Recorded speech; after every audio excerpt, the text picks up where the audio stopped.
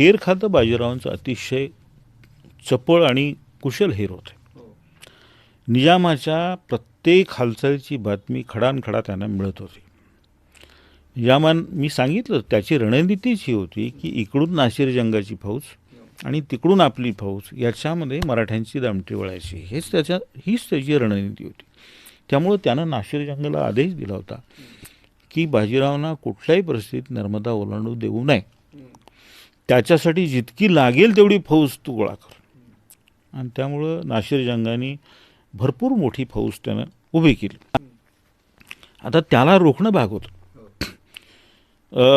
इकडे रघुजी भोसल्यांना सांगून सुद्धा ते काही मत्तीला गेले नाहीत. पण त्यांनी एक नाशिर जंगाच्या मत्तीला निघणारा त्याचा एक सरदार होता शुजात खान, त्याला गाठला आणि परस्पर त्याला चित करून त्याला लुटून टाकला.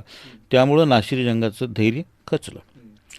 दुसरं की बाजीरावांनी कळवलेलं होतं की या नाशिर जंगाला पुढे येऊ देऊ नका.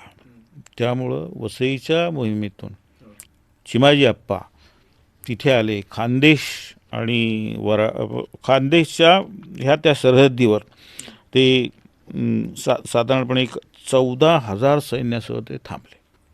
वरणगावला तापी नदी अशी आहे आणि तिथे वरणगाव नावाचं एक गाव आहे, तिथे ते थांबले.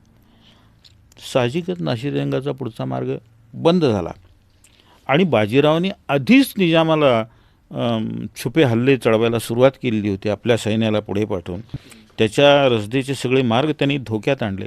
आपल्या रसदेचे मार्ग त्यांनी खुले ठेवले आणि त्यामुळं रणांगणाची निवड म्हणजे कोणी करावी हे मगाशी सांगितलं मी. बाजीरावाने रणांगणाची निवड केली. निजामाला रणांगणाची निवड करता आली नाही आणि बरोबर मध्यभागी त्याला कोंडलं.